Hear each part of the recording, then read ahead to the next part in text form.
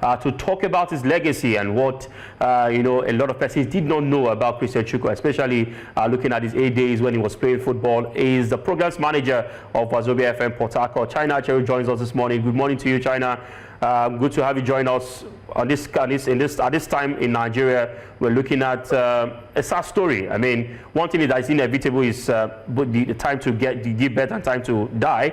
But for someone like this, a man who was respected both off and on the pitch, it's indeed a sad one. A lot of persons felt maybe if it was not in the journey of being sick, maybe he probably would have stayed more. But what do you make of this and his legacy in Nigerian football?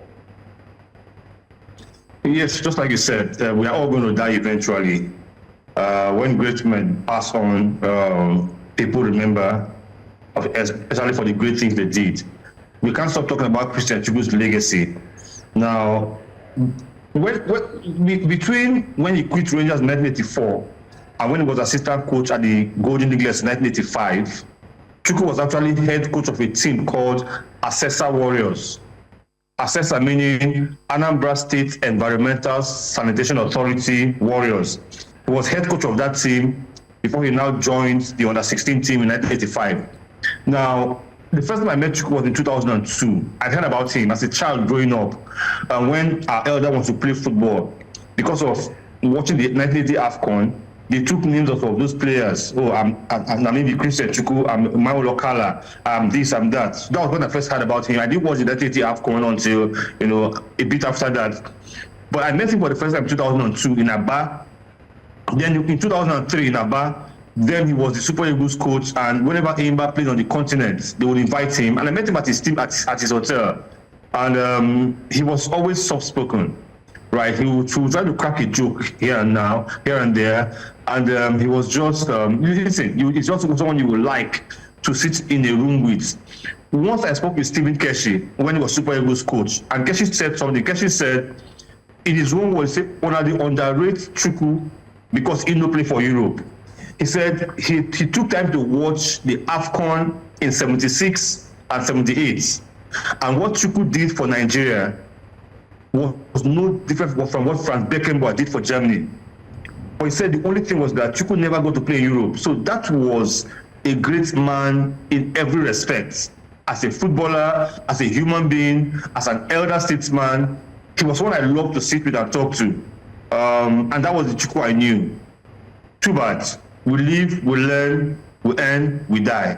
We are all going to get to this point. But when you die, what do people remember you for? I'm sure going to remember Chukwu for lots of things, especially him being the chairman of Nigerian football at Rangers, at the Green Eagles, at the Super Eagles. He was really the chairman. And just like Odebami said yesterday, my chairman is gone. Our chairman is gone. A really, really, really sad one, and you've been able to tell us a lot of things about him at the moment. Do you think that our legends are not well celebrated? When we look at when it comes to their deaths, a lot of condolences have been thrown here and there, people trying to condole with the family, but when they are alive, it seems there are not lots of things that have been done for them or to them. Do you think our legends are not well celebrated when they are alive? Our legends are celebrated in life and in death. Now, a lot of people might not agree with my school of thoughts. As much as I love Christian Chukwu, I adore him. I feel, listen, there is no, we have, Stephen Keshi came a few years later and did great things. Now, between Stephen Keshi and Christian Chukwu, there is no greater captain of Nigerian football in any sport than these two. But see, you play for the national team, and for a man like Chukwu, he coached the national team, he coached Rangers, he had a lot of entitlement from Rangers until his death. Now, people are going to die eventually. And as we begin to get old, our bodies fail in different ways, and illnesses will come. The last time Chukwu was ill, he got help from Nigerians, from Otedola, like you said, from the Enugu state government. So he was never abandoned. He was never abandoned. Nigerians always celebrated him in life and in death. But the thing is this, we are going to all die eventually. And the older we get, we are going to die because we have battled illness. So that wouldn't mean that he was abandoned. Chukwu was not abandoned. He was never abandoned. He was always in the hearts of Nigerians, in the hearts of the Enugu people, in the hearts of the federal government. He was always in our hearts. But eventually he had to go, like we will all go one day. So I wouldn't agree that he wasn't celebrated in life. He was celebrated in life. We never forgot him. All right, let's move away from there now and talk about the lessons. Now, what lessons can today's coaches and players draw from Chukwu's approach to the game? When you play football, realize that there's a life you live after football. Not everybody will, like Chukwu and Keshi, go into coaching. Some might go into club management. Some might go on and live a private lifestyle. But not everyone will be a football person after active football.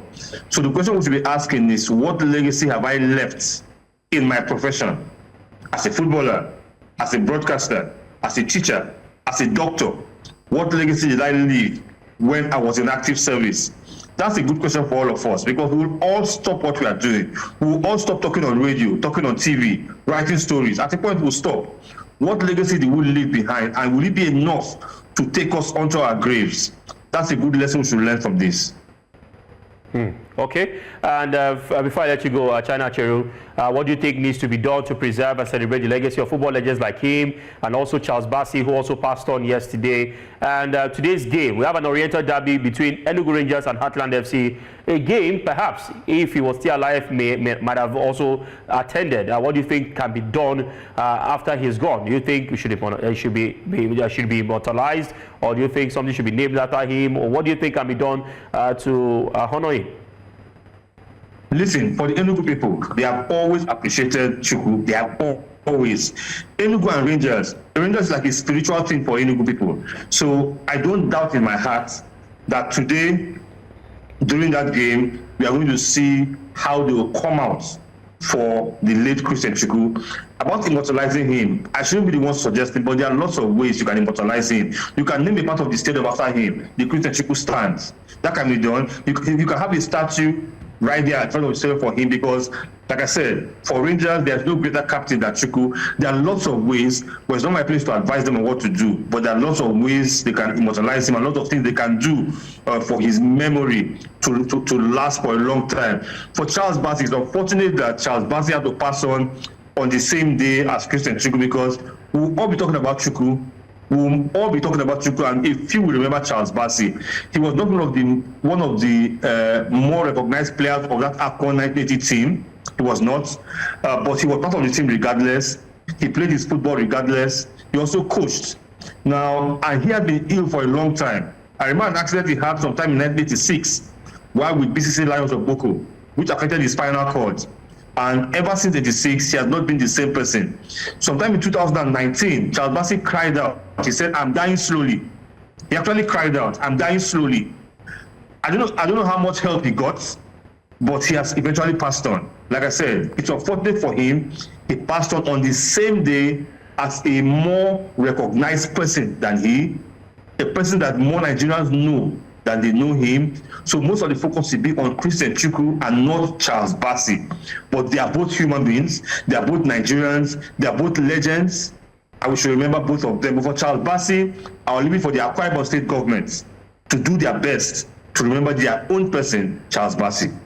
All right, well said. Thank you very much, China Cheru, for your time. And we know, of course, that Nigerian football will live to remember what these two gentlemen have been able to do for football in Nigeria and beyond. And hopefully we'll get to hear that things have been done just as you've also opined and also advised in the world of football. Thank you very much for joining.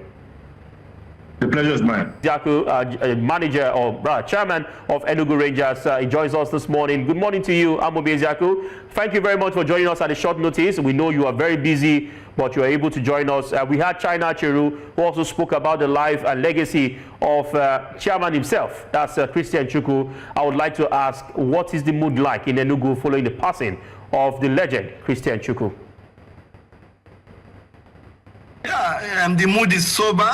People are gloomy. It's a devastating loss for not just Rangers, not just Enugu State, not just the Southeast, but the entire nation and Africa, and in fact, the world of football. So people are really devastated about the demise of Chairman Christian Chukwu, and we really lack words to really express how we feel about the exit of this great icon, a father figure when you want to talk about the Rangers story. So it's a deep loss for all of us. And currently at the stadium, we've opened the 2 registers, one at the gate of the cathedral and then one at the State Football Association head office. His Excellency, the Governor, has directed that everything be done to make sure that befitting respect is accorded to Chairman Christian Chukwu. So it's a difficult one, and you know today it's Rangers and Heartland, 2 clubs he worked for. So it's difficult not just for the Rangers squad, but also for the Heartland squad.